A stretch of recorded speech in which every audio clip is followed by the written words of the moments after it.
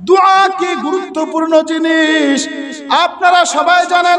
হেফাজতে ইসলাম বাংলাদেশের সাবেক আমির, হাটহাজারী মাদ্রাসার সাবেক মুহতামিম ও শাইখুল হাদিস, আমার বুখারী শরীফের উস্তাদ আল্লামা শাহ আহমদ শফি রহমতুল্লাহি আলাইহি, তিনি যখন হাটহাজারী মাদ্রাসার সাধারণ শিক্ষক, তখন তিনাকে একজন ছাত্র জিজ্ঞাসা করলো, হুজুর আপনি তো হাটহাজারী মাদ্রাসার একজন সাধারণ শিক্ষক, আপনি যেই অল্প টাকা বেতন পান, এই অল্প টাকা দিয়ে আপনার সংসারটা কিভাবে চলে?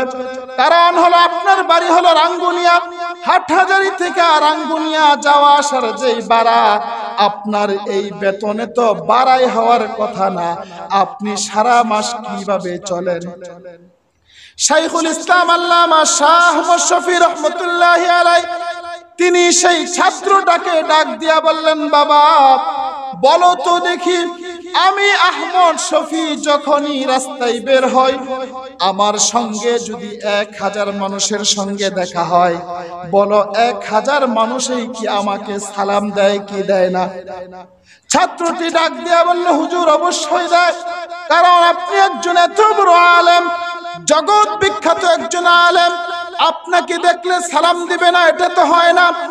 যত মানুষের সঙ্গে আপনার দেখা হয়, যদি 1 লক্ষ মানুষের সঙ্গে আপনার দেখা হয়, প্রত্যেকটা মানুষ আপনাকে সালাম দিবে, আসসালামু আলাইকুম ওয়া রাহমাতুল্লাহি ওয়া বারাকাতুহু। এবার হুজুর ডাক দিয়া বললেন, বাবা ঠিক আছে, বলো তো দেখি সালামের অর্থ কি? সালামের মধ্যে 1000 মানুষ আমাকে কি বলল?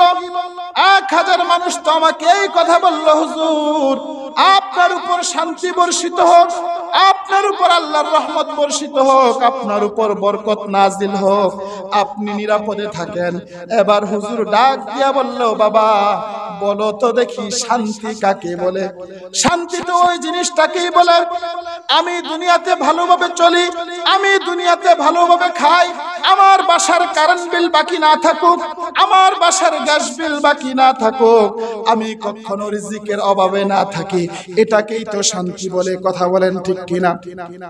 ও মুসলমান ভাইরা আমার, এবার হুজুর ডাক দিয়া বলল, বাবা যেই জায়গায় প্রতিদিন 1000-এর চেয়েও বেশি মানুষ আমি আহমদ শফির জন্য এই দোয়া করে, হুজুর আপনি শান্তিতে থাকেন, আপনি ভালো থাকেন, আপনি নিরাপদে থাকেন, আপনি সুস্থ থাকেন, আল্লাহ কি একজন মানুষের দোয়াও কি কবুল করবে না?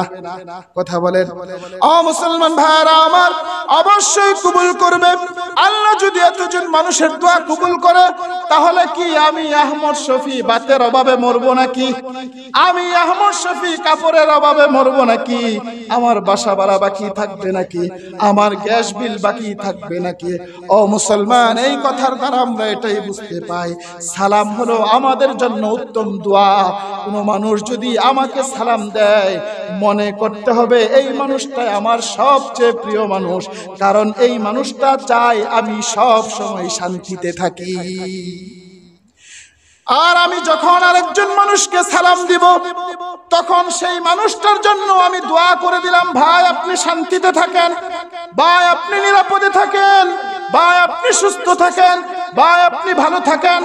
কিন্তু দুঃখ এবং আফসোসের সঙ্গে বলতে হয়, আজকে আমার দেশের মুসলমানরা সঠিক পদ্ধতিতে সালামটাও দিতে জানে না, আমার দেশের মানুষটা শুদ্ধ পদ্ধতিতে সালাম দিতে জানে না।